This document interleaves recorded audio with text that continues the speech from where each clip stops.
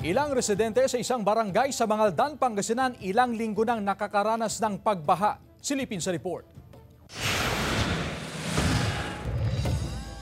Ilang linggo nang iniinda ng ilang residente ang baha sa kanilang mga kabahayan sa barangay ni Baliw, Mangaldan, Pangasinan. Apektado na raw lalo na ang mga estudyante dahil sa paglusong sa baha. Maging ang mga empleyadong papasok sa trabaho. Nangangamba na raw sila sa kanilang kalusugan. Tuwing tag-ulan, madalas daw silang bahain hanggang sa kalsada.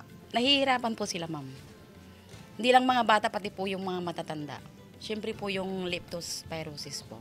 Siyempre pag palagi pong umaapak sa baha po, sa basa, siyempre hindi po maiiwasang magkaalipunga po. Matagal din daw humupa ang baha. Ang isa sa mga tinitingnang sanhi, ang kawalan ng drainage canal sa lugar. Malaking tulong daw sana kung may dadaluyan ng tubig. Ma'am, siyempre problema, ano yung mga anak ko, estudyante, dadaan sila dyan. Siyempre malalim, nababasa yung uniform nila. Kaya dito na sila nag-uniform. Batid ng opisyal ng barangay ang problema ng mga residente. Sadyang mababa raw kasi ang lugar. Kailangan daw tambakan ng lupa ang lugar. Patuloy rin ang konstruksyon ng Phase 2 ng drainage canal sa ilang kalsada. Ongoing yung ginagawa namin. Nakita nyo naman dyan, hindi pa natapos kasi may pisto po yan. Kasama si Jing Dakanay, Claire Lacanilaw Dungka, One North Central Luzon.